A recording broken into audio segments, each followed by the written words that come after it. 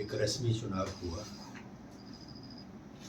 और राजीव बिंदल जी को पुणे प्रदेश का भारतीय जनता पार्टी का अध्यक्ष कर बनाया गया। मैं बिंदल जी को बधाई देता हूँ।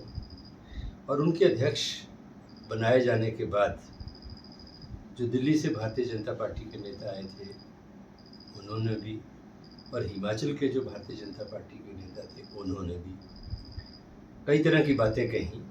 और जो केंद्रीय मंत्री चुनाव प्रभारी थे भारतीय जनता पार्टी के, उन्होंने एक टिप्पणी की।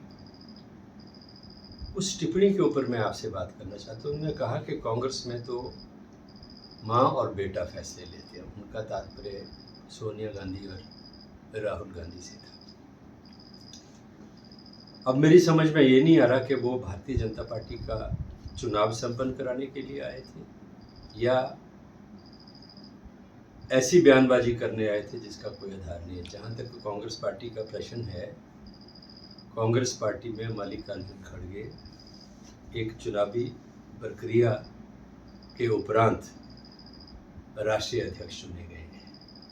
आपको याद होगा कि उनके मुकाबले में शशि थरूर जी ने चुनाव लड़ा, वोटिंग हुई और वोटिंग से वो अध्यक्ष बने गए। और इसी तरह एक बार सोनिया गांधी जी के खिलाफ भी राजेश पायलट जी ने चुनाव लड़ा था। तो हमारे तो यहाँ पूरी लोकतांत्रिक जो प्रक्रिया है वो अपनाई जाती है, लेकिन भारतीय जनता पार्टी जिसको चुनाव का संज्ञा दे रही है, जिस माध्यम से उनको राजीव बिंदल जी को बनाया गया है, तो राजीव बिंदल जी को बनाने के बाद बड़े भारी बयान आ रहे हैं। अब पता नहीं क्या कर देगी भारतीय जनता पार्टी हिमाचल प्रदेश के अंदर, बड़ा तूफान पैदा कर देगी।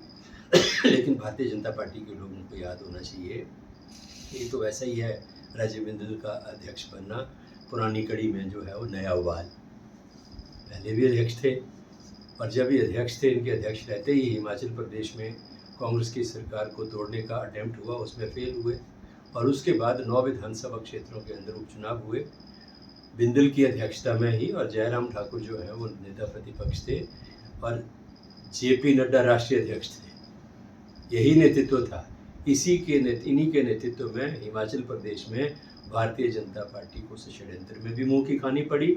और जो उपचुनाव हुए उन उपचुनावों में भी 9 में से 6 सीटें भाजपा हारी और 6 सीटें जो है वो कांग्रेस ने जीती। तो अनुराग जी का भी बयान था कल कि अभी चुनाव हो जाएं तो भाजपा को 60 सीटें आएंगी और कांग्रेस को 8 सीटें आएंगी। पहले तो अनुराग जी मैं आपसे ये जानना चाहता हूँ कि अभी चुनाव होंगे क्यों?